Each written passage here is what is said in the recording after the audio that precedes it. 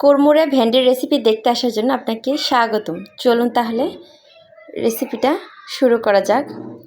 প্রথমে আমি ভেন্ডিগুলোকে ভালো করে ধুয়ে ভাজি যেভাবে কেটে নিই তার চাইতে একটু বড় করে কেটে নিয়েছি।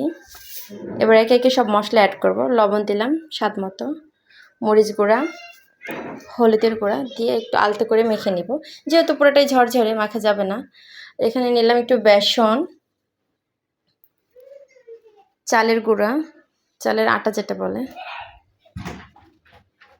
তারপর এগুলোকে একটু মিশিয়ে নেওয়ার চেষ্টা করতেছি।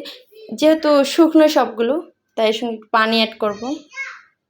এই যে পানি অ্যাড করার পর এরকম হয়েছে। এদিকে আমি চুলায় তেল গরম করতে দিয়েছিলাম আর সবগুলো একটু লাল লাল করে ভেজে নিয়েছি। দেখেন কতটা মচমচে। আমি ভেঙে আপনাকে শব্দ শোনাই, কতটা মচমচে হয়েছে।